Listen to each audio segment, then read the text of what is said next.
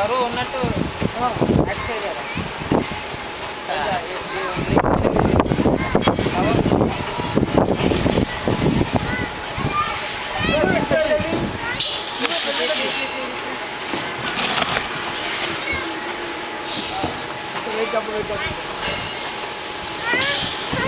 ఏ తమ్ముడు ఆగండి రా బాబు, అక్కడే ఆగండి.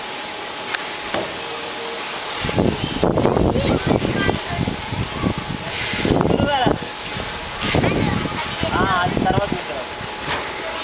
ఇక్కడే పెట్టాలి పెద్ద డబ్బు.